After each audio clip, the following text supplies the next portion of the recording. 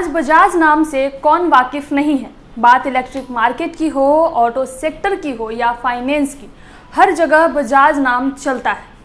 Bajaj scooter, जहां से हमारे बचपन की यादें जुड़ी हैं, वही बजाज के पंखों ने हमें गर्मी में राहत दी।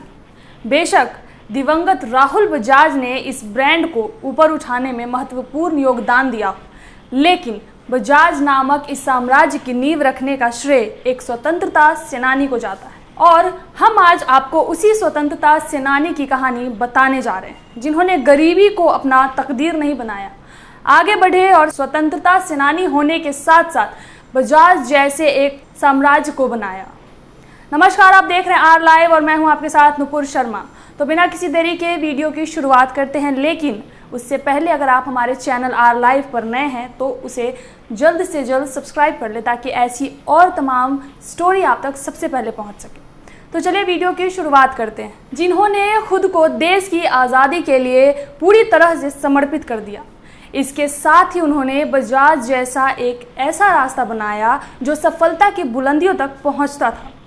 हम बात कर रहे हैं सेठ जमनालाल बजाज की, वो जमनालाल जिन्हें गांधी जी का 5वां बेटा कहा जाता है। 4 नवंबर 1884 को राजस्थान के सीकर जिले के काशी का बास में जन्मे जमनालाल बचपन से ही सेठ नहीं थे। वह एक गरीब परिवार में अपने माता पिता के तीसरे पुत्र के रूप में पैदा हुए थे। उनके पिता कनीराम एक गरीब किसान और माता बिरदीबाई गृहिणी थी। जमनालाल का जन्म भले ही गरीबी में हुआ था, लेकिन गरीबी उनका तकदीर नहीं था। आज शायद जमनालाल के बारे में कोई नहीं जानता अगर उन्हें वर्धा के सेठ बशराज ने गोद ना लिया होता। उस समय महज 5 साल के जमनालाल 4वीं कक्षा में पढ़ रहे थे जब सेठ बशराज ने उन्हें अपने पोते के रूप में गोद ले लिया और अपने साथ वर्धा ले आए। जमनालाल एक दिन घर के बाहर तेज धूप में खेल रहे थे। इसी दौरान रास्ते से गुजरते हुए सेठ बशराज ने देखा। सेठ जमनालाल पर आसक्त होकर रुक गए और उन्हें गोद लेने का फैसला कर लिया। इसके बाद सेठ बशराज और उनकी पत्नी सादीबाई बशराज द्वारा एक पोते के रूप में अपनाया गया। ये दोनों एक अमीर राजस्थानी व्यापारी जोड़े थे, लेकिन वर्धा महाराष्ट्र में बस गए थे।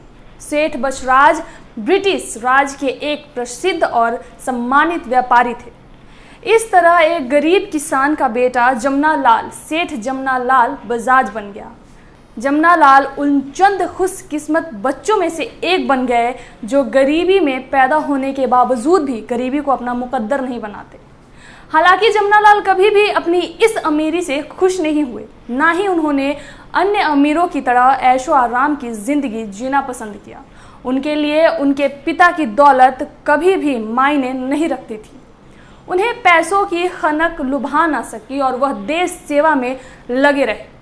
जब सेठ जमनालाल 13 वर्ष के थे तब उनका विवाह वर्धा की जानकी देवी से हो गया। आपको बता दें कि जब जमनालाल महज 17 साल के थे तब एक बार सेठ बशराज परिवार सहित एक शादी समारोह में जा रहे थे।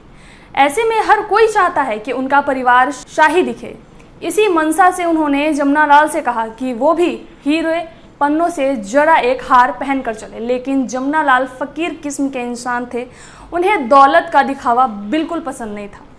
इसी वजह से उन्होंने हार पहनने से मना कर दिया। इस बात को लेकर दोनों में ऐसी अनबन हुई कि जमनालाल घर छोड़कर चले गए। इससे साफ जाहिर है कि सेठ जमनालाल का उनके पिता की दौलत से कोई मोह नहीं था। इतना ही नहीं, बल्कि बाद में जमनालाल ने अपने पिता बशराज को एक स्टैम्प पेपर पर लिखकर भेजा कि उन्हें उनकी संपत्ति से कोई लगाव नहीं है। उन्होंने लिखा था कि मैं कुछ लेकर नहीं जा रहा हूँ, तन पर जो कपड़े थे बस वही पहने जा रहा हूँ। आप निश्चिंत रहें, मैं जीवन में कभी आपका एक पैसा भी लेने के लिए अदालत नहीं जाऊँगा, इसलिए ये कानूनी दस्तावेज बनाकर भेज रहा हूँ।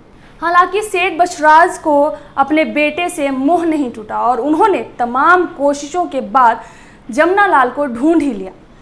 इसके बाद उन्हें घर आने के लिए मनाया और घर आ गए, लेकिन वो संपत्ति का त्याग कर चुके थे। इसके बाद जब विरासत में उन्हें संपत्ति मिली तो उन्होंने उस संपत्ति का दान कर दिया। समाज सेवा के साथ साथ जमनालाल बजाज स्वाधीनता आंदोलन में भी बढ़ चढ़कर योगदान देते रहे।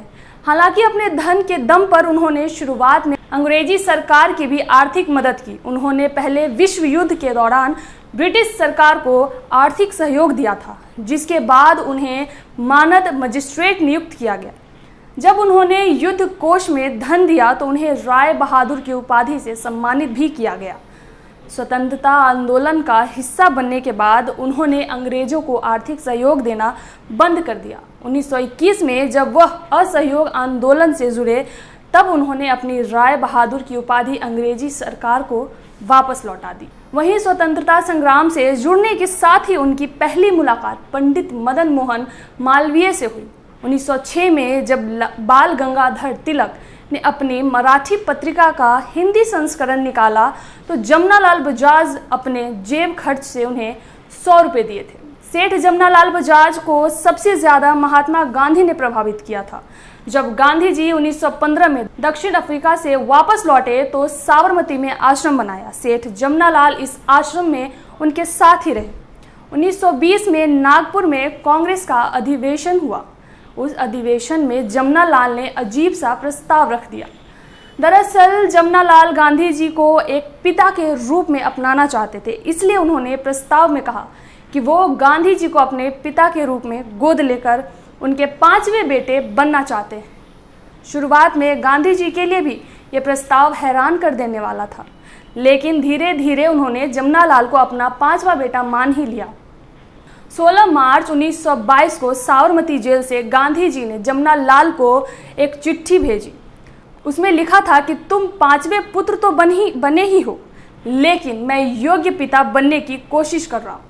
सेठ जमनालाल के मन में गांधी जी का बेटा बनने की ऐसी बेचैनी थी कि वो उनके मुंह से किसी और रिश्ते का संबोधन सुनकर चिढ़ जाते थे। एक बार गांधी जी ने जमनालाल को एक चिट्ठी लिखी और उसमें चिरंजीवी जमनालाल की जगह भाई जमनालाल लिख दिया। भाई के संबोधन से जमनालाल बहुत नाराज हो गए थे। 1920 के दशक में सेठ जमनालाल बजाज व्यापार की भूमि पर एक ऐसी बीज बोया जो आज व्यापार जगत का एक संघन वृक्ष बन चुका है। उन्होंने अपनी शुगर मिल के जरिए बजाज ग्रुप की शुरुआत की। जमनालाल बजाज द्वारा शुरू किए गए इस ग्रुप की आज 25 से ज़्यादा कंपनियां भी हैं, जिनका सालाना टर्नओवर 280 अरब रुपए से ज़्यादा है। सेठ जमनालाल बजाज एक उद्योगपति और स्वतंत्रता सेनानी ही नहीं बल्कि समाज सेवक भी थे। उन्होंने निर्धन परिवार के बच्चों की शादियां करवाई। इस वजह से गांधी जी स्नेह से उन्हें शादी काका भी कहते थे। 1941 में व्यक्तिगत सत्याग्रह में जेल से रिहाई के बाद जमनालाल वर्धा लौट आए। 11 फरवरी 1942 को मस्तिष्क की नस फट जाने के कारण सेठ जमनालाल इस दुनिया को अलविदा कह गए।